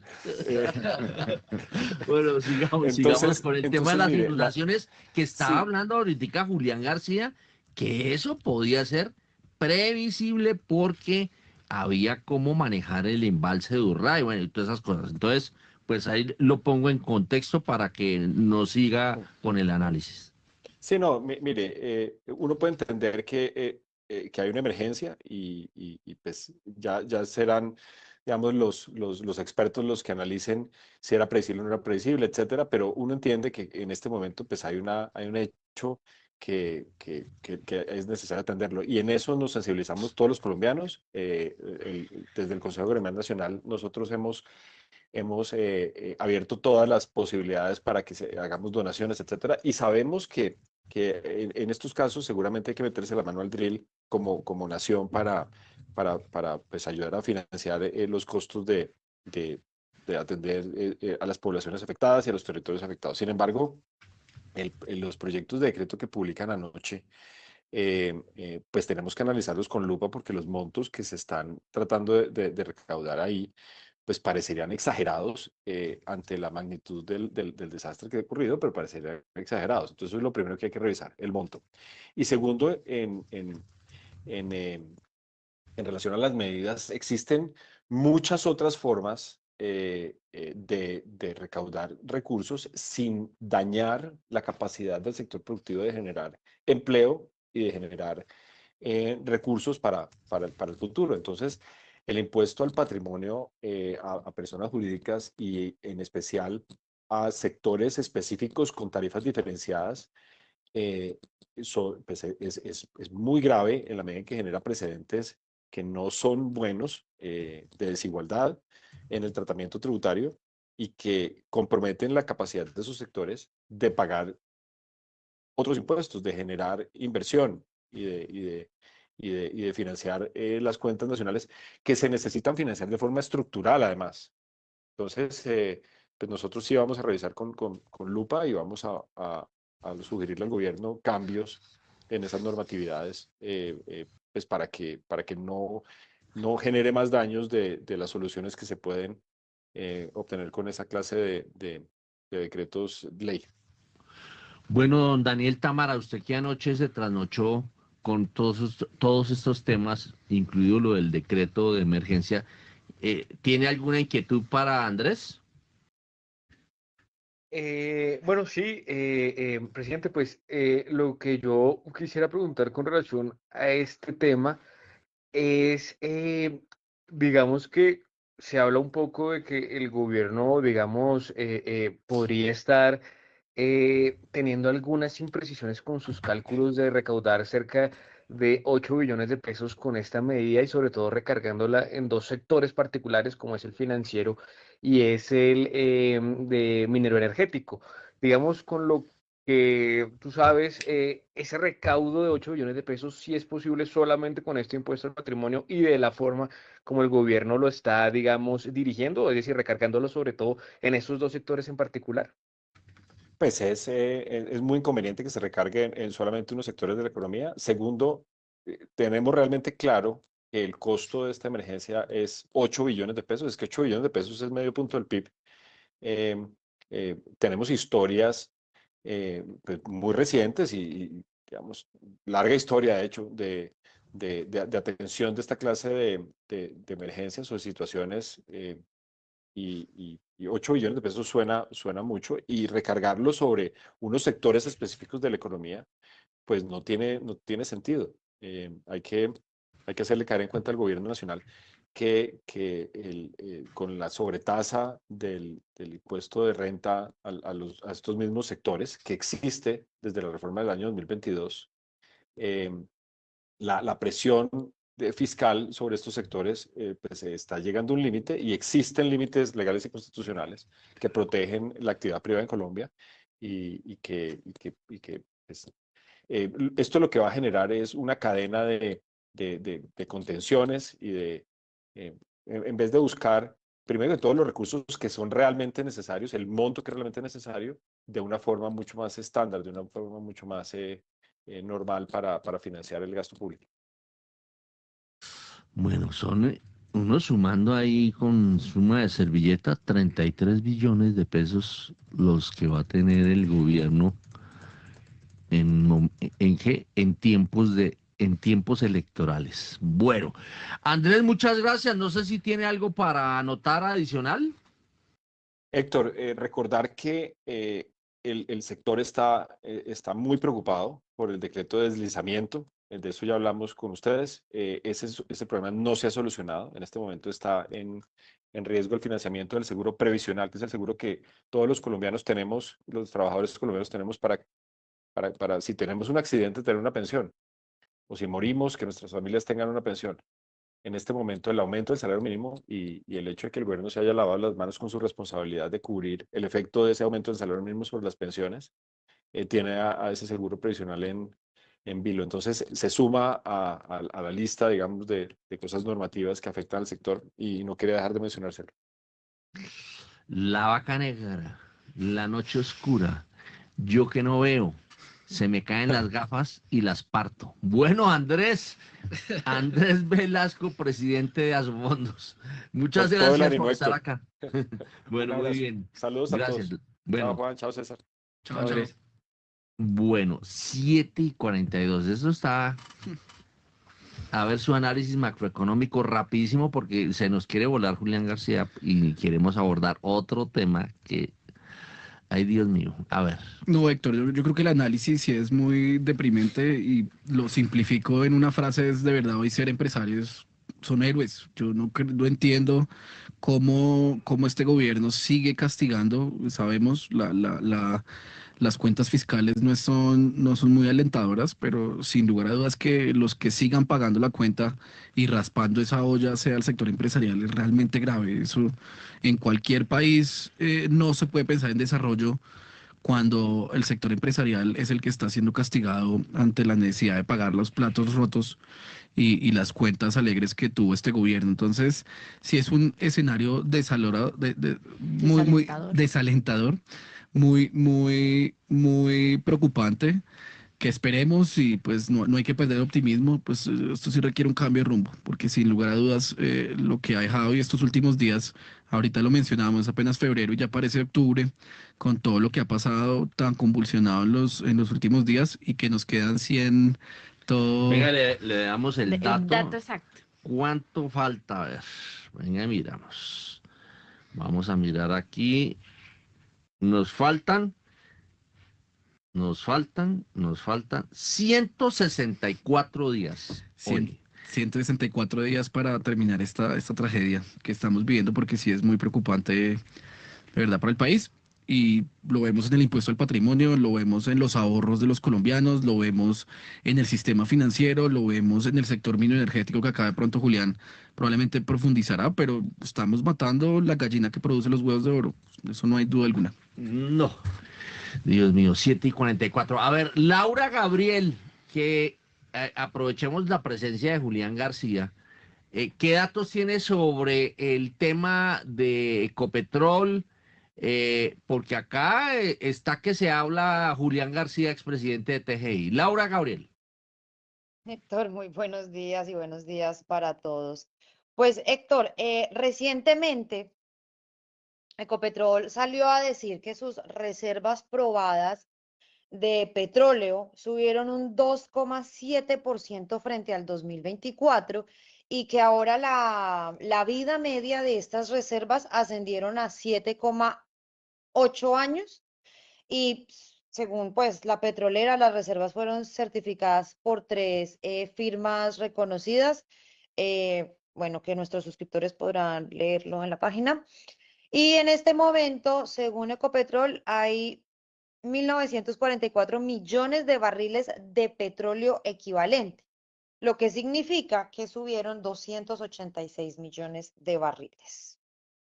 A ver, don Julián García, ¿cómo ve esos datos? Traduzca Bueno, pues yo estoy muy preocupado con Y el... traduzca esas cifras. Bueno, yo estoy preocupado con el reporte porque la manera como lo presenta Ecopetrol es, perdón, uso el anglicismo, misleading, o sea, está dando un mensaje contrario a la realidad. Y yo me pregunto inclusive si eso la SEC lo sancionaría, porque Ecopetrol lo presenta como que yo este año o en el 2025 incorporé más reservas de las que produje, ¿sí? Por eso me aumentaron las reservas. Pero eso es en una parte importante de ese supuesto incremento en las reservas, es una cosa contable, ¿sí? No son reservas físicas debajo de la tierra, ¿sí? Es simplemente una manera como la Agencia Nacional de Hidrocarburos ahora quiere que le paguen las regalías, entre en especie o en dinero. Entonces las reservas no es que aparecieron, sino simplemente es un juego contable, ¿sí? Esas reservas, más o menos, según el reporte de Ecopetrol, 88 millones de barriles de los 286 que dijo Laura, son reservas que el año pasado las reportaba la Nación, porque eran sus regalías, y Ecopetrol ahora las reporta como suyas, ¿sí? Mientras el año pasado las reportaba la Nación. Entonces esas no son reservas que aparecieron en la naturaleza, producto de pozos, de actividad geológica, etcétera, sino es simplemente un juego contable. Hay gato encerrado. Entonces hay gato encerrado. Entonces, si usted ya le quita eso no le agrega nada de valor a Ecopetrol, ¿sí? Simplemente pasan de reportarlas el uno a reportarlas el otro, ¿sí? Entonces eso no le agrega nada de valor. Entonces, bueno, ¿qué diferencia hay en que reporte el uno y reporte el otro? No, pues la diferencia es contable, simplemente los barriles son los mismos los que están debajo de la tierra, ¿sí? Allá en el yacimiento son los mismos barriles, ¿sí? Como nación son los mismos. Y como empresa, las utilidades van a ser las mismas, porque esos barriles que son de la nación, a mi modo de ver, es errado que los reporte ahora Ecopetrol, simplemente porque cambiaron la manera como se le paga. Es como las empresas hoy que usted puede hacer obras por impuestos, ¿sí? Entonces usted hoy puede hacer una obra por impuestos y le dice a la DIAN, de los 10 millones de pesos que le tenía que pagar de impuestos, hice unas obras por 2 millones, entonces usted saliera a decir, uy, las utilidades de mi empresa crecieron porque ahora pago parte de los impuestos como obras. No, las utilidades son las mismas, su estado financiero, su negocio es el mismo, simplemente usted le paga de una manera diferente los impuestos. Es una cosa pagarlos en especie o en dinero, eso no cambia la esencia del negocio. Entonces, en realidad, las reservas bajaron y sustancialmente. ¿Sí? La adición de reservas fue un 23% menos de la producción de reservas, ¿sí? Entonces, eso preocupa. Una empresa que pierde, ¿sí? No es capaz de recuperar las reservas que produjo, que eso es lo que le crea valor, ¿sí? Entonces, el titular suena como que es una empresa que está agregando valor y en realidad lo que está pasando es que está destruyendo valor, porque está adicionando menos reservas de las que produjo. O sea, es una empresa que hoy hoy vale menos, su valor presente neto hoy es menos que el que valía hace un año, ¿sí? Porque está en función de las reservas suyas que le van a agregar valor. Entonces el titular, ¿sí? Claro, tienen los auditores son unos geólogos que hacen números, ingenieros de yacimientos y les dan, ¿sí? Ellos certifican que esas son las reservas que hay en la tierra, ¿sí? Y obviamente hay que calcularlas a un precio, pero es un juego contable y el mensaje es preocupante. Es una empresa que está adicionando en la realidad, en su creación de valor, menos de lo que dice. Y el titular del aviso da el mensaje opuesto. Yo estoy creciendo en reservas, pero resulta que es en papel, ¿sí? Es en papel y no físicamente en el suelo. El mensaje es exactamente lo contrario del titular de reporte de prensa. Para mí, inclusive, eso debería dar a una sanción de la SEC y de las autoridades colombianas de bolsa también, porque el mensaje es exactamente lo opuesto. Bueno, son las 7:49. ¿Algo para anotar a raíz de esta revelación oye, 2 bombazos nos ha dado hoy? No, estamos bruscos. Héctor, acá. Nos ha dado Julián García el tema hidrológico de Urrá, y ahora esto de que la información sobre reservas como que no son muy... Y pues para que Julián hable de la SEC, que es la autoridad de los Estados Unidos, pues imagínense, porque como la acción de Ecopetrol está registrada en la bolsa de los Estados Unidos, pues imagínense. ¿Algo para agregar, don César? Héctor, acá para sumarle un poco al optimismo, solamente menciono, el impuesto al patrimonio, la tarifa diferencial afecta al sector energético. Entonces, pues este decreto se suma a todo y yo digo que uno de los principales castigados nuevamente, y eso se pierde mucho de vista, hay que tenerlo en cuenta, uno de los principales aportantes al fisco es de hecho Ecopetrol, no solamente por los dividendos, sino en general regalías, etcétera. Entonces, de hecho, pues además de lo que ya, y que coincido plenamente con la perspectiva de Julián, digamos que mi diagnóstico es similar, le estamos sumando carga tributaria a empresas como Ecopetrol, que al final producen efectos negativos en el tema fiscal, que es lo que queremos resolver. La noche negra, la vaca oscura, yo no veo, se me caen las gafas, las rompo y no tengo cómo pagar la cita, la cita con el oftalmólogo, mejor dicho. 7:51, óigame, yo no sé, yo no sé, pero viene hoy con saco, no sé si está listo para los premios, a ver, ¿qué es lo que va a pasar esta noche? Sí, señor. El que está preparado es don Juan Manuel. Los premios AIE, que son los premios a las áreas de investigaciones económicas que organiza la Bolsa de Valores de Colombia y que es hoy, don Héctor, en su edición número 12, van a reconocer a las áreas de investigaciones económicas de las sociedades comisionistas de bolsa que se destacaron por la precisión de los análisis y también las proyecciones sobre la economía y el mercado de capitales. Es un reconocimiento que evalúa el acierto en diversas variables, como por ejemplo la renta fija, la renta variable, la tasa de cambio, y combina resultados técnicos con la percepción del sector real e institucional. Un poco lo que ha dicho la Bolsa de Valores de Colombia es que en un entorno marcado por la alta volatilidad, el ajuste de las tasas de interés y unos movimientos muy relevantes en el mercado financiero, la capacidad de poder anticipar de las áreas de investigaciones estos escenarios se ha vuelto muy determinante, y por eso las áreas de investigación económica no solamente interpretan la coyuntura, sino que ayudan a orientar en la toma de decisiones de inversión, financiamiento y los riesgos de las empresas e inversionistas. Por eso lo que se busca con estos premios es incentivar altos estándares en el análisis del mercado. Premios AIE esta noche en su edición número 12, que iba a estar en primera página. Y Jorge, me imagino. Claro, Héctor, ahí estaremos. Noche dentro de esta incertidumbre, pero yo sí creo que vale la pena resaltar la labor que hacen todos mis colegas y creo que es un buen momento al menos para recordar que en estos momentos de incertidumbre al menos un análisis riguroso y neutro es lo que más necesita Colombia. Entonces yo creo que es un momento de celebración y ahí estaremos, por supuesto, y qué gusto que nos acompañen. ¿Y Precia va a estar o no? No, hay un compromiso en el Campín esta noche, entonces hay un compromiso muy importante. Y a propósito de efemérides que usted mencionaba más temprano, le faltó mencionar que quedan 42 días antes del debut del Independiente Santa Fe en la Copa Libertadores de América. Ah, bueno, lo que pasa es que esos gustos no se dan los de Millonarios, ¿no? Sí. Sí, pues porque los de Millonarios, pues, y cuando clasifican, se quedan en la primera ronda, nunca pasan. Esta vez vamos a grupos, ¿no? Entonces. Sí, vamos a ver cómo le va a Millonarios, si es capaz. No, hoy esta noche juega el glorioso Independiente Santa Fe contra el Nacional. Una fecha atrasada, sí, señor. Bueno, 7:54, ¿a qué hora es el partido? 7 de la noche. 7 de la noche. Bueno, 7:54. A ver, don Daniel Támara, si tiene más noticias macroeconómicas. Claro que sí, Héctor.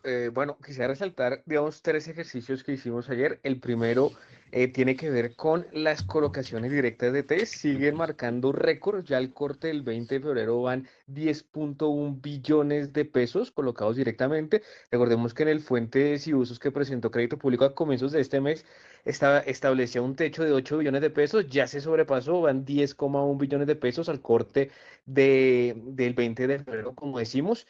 Y fuera de eso se realizó un nuevo canje de test con la Tesorería Nacional, el cuarto que se hace en lo corrido del 2026 con la Tesorería, porque hubo uno que se hizo con el mercado. Y en este particularmente es el primero que se hace con la Tesorería en el que no se incluyen test corto plazo. Solamente el gobierno recogió bonos en pesos con vencimiento en 2029 por cerca de 271.200 millones de pesos y entregó en cambio bonos con vencimiento en 2033, si no estoy mal. Y otro ejercicio que quería, digamos, también resaltar es que ayer salieron los datos de la deuda bruta del gobierno central que muestran que se trepó al máximo de 65% del PIB nuevamente. Este máximo ya se había observado en octubre pasado. Y vuelve a esos niveles de 65% del PIB, pero lo llamativo y el ejercicio que hizo ayer Primera Página fue mirar cómo iba la deuda del TRS. Y lo que pudimos constatar en ese ejercicio es que la deuda del TRS ha venido creciendo en su equivalente en dólares, dado la apreciación que ha tenido el dólar frente al franco suizo, pero ha disminuido en su equivalente en pesos. O sea, cuando el gobierno ejecutó el TRS en septiembre del año pasado, como recordemos, esta deuda que está atada al franco suizo ascendía en su equivalente a dólares a 9.423 millones de dólares. Ya en enero, esa deuda se subió hasta los 9.750 millones de dólares, como decimos, por la apreciación del franco frente al dólar. Eh, y entre tanto, la deuda en su equivalente en pesos, cuando se ejecutó en septiembre pasado, ascendía a 36,8 billones de pesos. En enero asciende a 35,8 billones de pesos, es decir, una reducción de 1 billón de pesos, lo que muestra que el peso no solo viene ganando terreno frente al dólar, sino también frente al franco suizo. Y de esta forma, digamos, este escenario sería el que llevó al Ministerio de Hacienda a sacar de sus fuentes y usos una colocación de bonos que tenía por 4.000 millones de dólares. Recordemos que cuando sacó el Fuentes y Usos del 2026 en la construcción del presupuesto de la Nación, estimaba colocar bonos externos por 9.000 millones de dólares, y de los cuales 4.000 millones de dólares era para cerrar esta operación. Pues ya en el Fuentes y Usos actualizado que presentó a comienzos de este mes ya no estaban esos 4.000 millones de dólares. Y en cambio, lo que sí nos anunció Crédito Público era que iba a estar activo comprando dólares en el mercado. Y de hecho, pues compró cerca de 2.000 millones o más de 2.000 millones de dólares en enero pasado, y parece que también ha continuado las compras en lo corrido de febrero. Entonces, este comportamiento, digamos, cambiario sería el que está detrás de esta estrategia de ya no colocar bonos externos, sino comprar dólares. Y recordemos que la caja actualmente la caja en dólares supera los 10.000 millones de dólares, Héctor. A ver, don César Pavón, y bueno, me imagino que se alista Juan Manuel Quintero, porque pues Hablemos de fútbol, mejor. no, a ver, no, ya no podemos hablar de fútbol, tenemos que hablar de esas realidades que nos plantea don Daniel Tamara. A ver, César Pavón de Corfi. Bueno, Héctor, yo creo que al final lo que está pasando en renta fija es justamente reflejo de lo que estamos viendo en la realidad política. Yo creo que la paciencia de los inversionistas se está acabando. La paciencia en ver que hoy ya estamos sacando febrero y no hay plan financiero. Sabemos y es evidente el problema fiscal que está teniendo el país. Pues estamos raspando la olla literalmente y no hay recursos. Había cierta anestesia producto de las operaciones que había hecho el director de Crédito Público, que en la práctica, y yo que he estado reunido con inversionistas internacionales en estos últimos días, hay la percepción de que esto ganó un poco de tiempo, pero que la apuesta, hay un poco como estaba diciendo Daniel, la vamos a advertir, era una apuesta arriesgada que partía de unos supuestos que no necesariamente se han materializado. El hecho de que el Banco de la República, en vez de estar bajando tasas, la esté subiendo, el hecho de que la Fed no esté bajando las tasas al ritmo que se esperaba, esto va en contravía de esa operación que al final fue una apuesta que hizo el director de Crédito Público y que los riesgos no necesariamente se están evidenciando. Cierro tal vez con algo que me han mencionado mucho los inversionistas que nos han visitado estos días, y es que ellos, más allá de lo como cierra este gobierno, también están preguntando mucho por cuál es el plan fiscal o de ajuste del próximo gobierno. Y de hecho, ellos han tenido muchas reuniones con los directores programáticos de los candidatos más opcionados para el próximo gobierno. Y creo que la percepción hasta el momento es que no hay un plan creíble, y yo creo que es importante abrir esa discusión de quién va a pagar esta cuenta. O sea, hay una cuenta que hay que pagar. Entendemos que hay un tema político, que los políticos no quieren hablar de quién va a pagar la cuenta, pero inevitablemente, y lo que están preguntando los inversionistas es quién va a pagar esa cuenta el próximo gobierno. Y con ello son las 8 de la mañana, 10 segundos.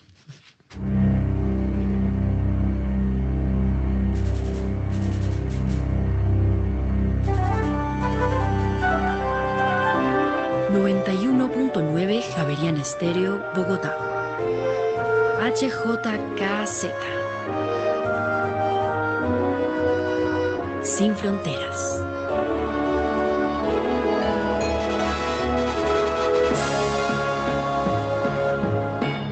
Siguen siendo las 8 de la mañana y esto está pasando como cuando uno se iba de parranda con algunas personas conocidas que en realidad no conocía mucho y que uno las viene a conocer en el momento en que hay que pagar la cuenta, ¿no?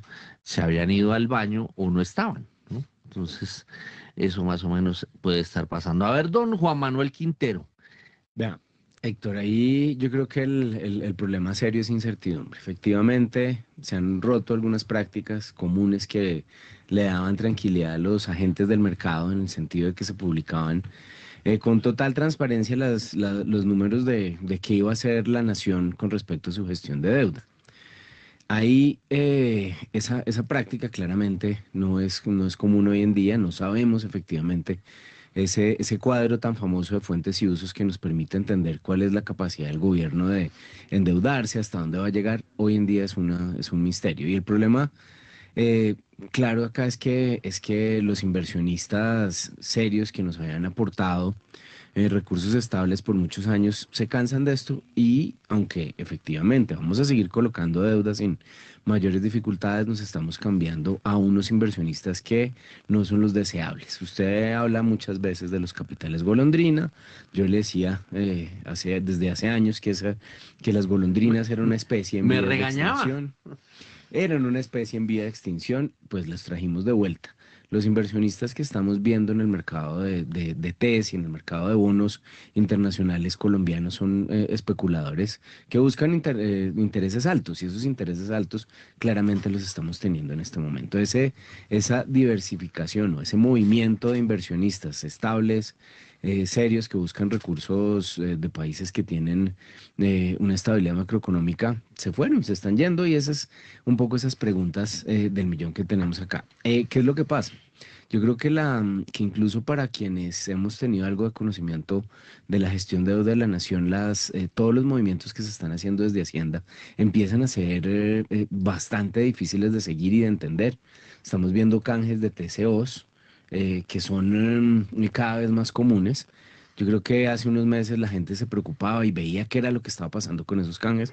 Hoy ustedes publican en su servicio de noticias nuevo canje, y los test ya ni se inmutan con esos movimientos. Y a mí particularmente esos me parecen bien preocupantes, porque eso es deuda que en teoría no era deuda, que eran movimientos de corto plazo para ajustes de la liquidez de la tesorería que se convierten en deuda de largo plazo. Pero más allá de eso, hay muchos otros aspectos que no estamos entendiendo de cuál va a ser el resultado al final de los números de la tesorería cuando termine este gobierno. Es difícil para un equipo programático de una campaña entender qué va a hacer el director de crédito público que traigan con todas estas incertezas, porque realmente ni siquiera sabemos cuál va a ser la foto que nos van a dejar.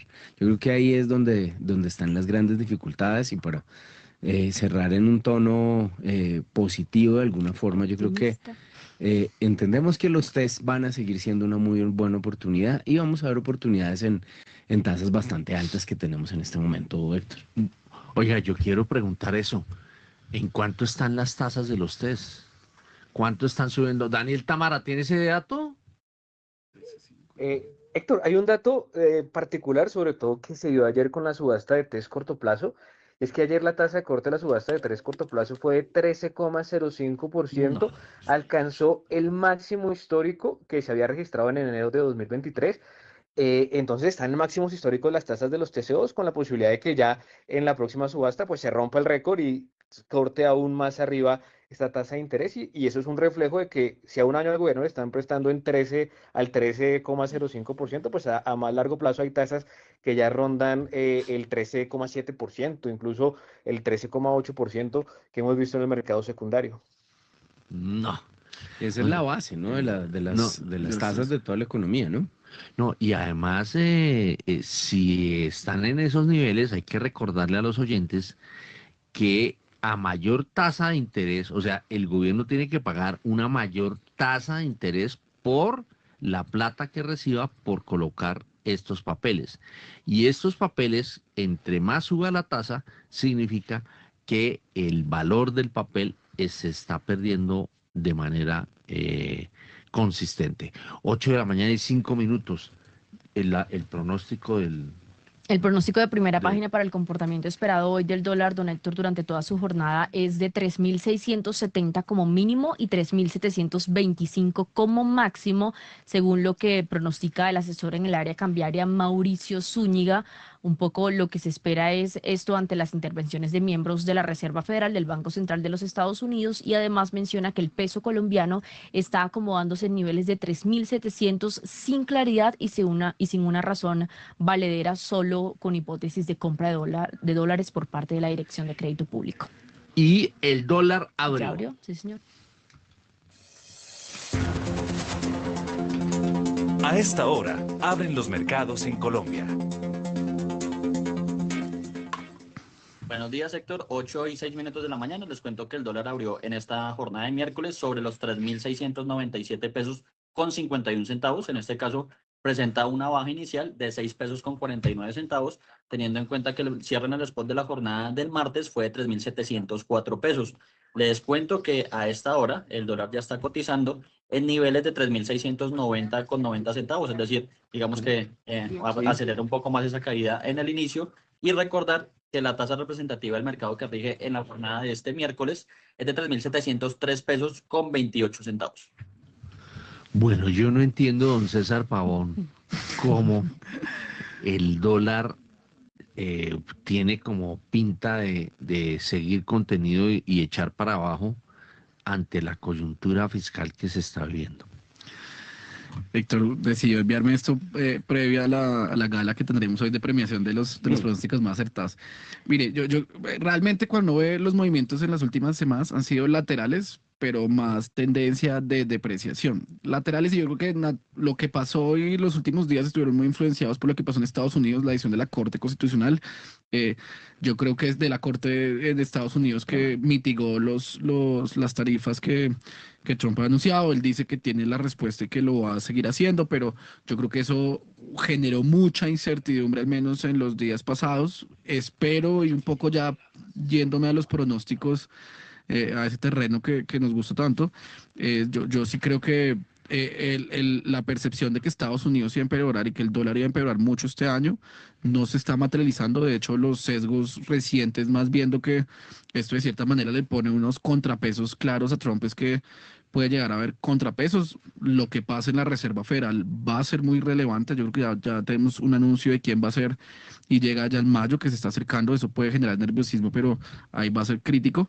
Pero sin lugar a dudas yo me uno a ese mensaje y creo que es lo que nosotros hemos venido advirtiendo. Nosotros creemos que estuvimos en una anestesia producto de las operaciones de crédito público, producto de lo que pasó en Estados Unidos, pero la economía, la mano invisible funciona por sí sola, y sí creemos que más pronto que tarde, pues ya los precios y el castigo, y realmente cuando ve la tendencia, puede que hoy amanezcamos, además amanecido un poco la baja, pero sí es una tendencia en los movimientos del tipo de cambio en los últimos días, ha sido más a la depreciación, lenta, pero más se nota ya y se ven las tasas de interés del gobierno, etcétera, como esa incertidumbre cada vez más latente y cada vez más incierta ante el próximo gobierno y lo que pueda llegar a pasar en la economía colombiana. ¿Me está mirando? Juan Manuel Quintero. No, venga, rápido. Yo creo que hay unas expectativas de flujos de dólares entrando, tasas de interés supremamente atractivas. Y si usted leyó entre líneas lo que Andrés Velasco mencionaba más temprano, es que a los fondos les va a tocar liquidar posiciones para prepararse para poder pagar esas expectativas de fondos. O sea, además, tasas más para arriba. Tasas más para arriba, pero recursos también entrando. Acuérdese que se necesita caja para pagar los impuestos y se necesita caja en pesos. Entonces, estamos acercándonos a asambleas, a muchas situaciones en las que se requiere por parte de las empresas recursos líquidos en dólares. Entonces, yo pensaría que este comportamiento puntual de estos días obedece a eso, que efectivamente están entrando, o hay expectativas de flujos de dólares hacia Colombia, pero coincido perfectamente con la percepción de que estamos anestesiados, porque el golpe en el dólar se va a venir hacia adelante una vez se disminuyan esas expectativas. ¿Vio? Corto.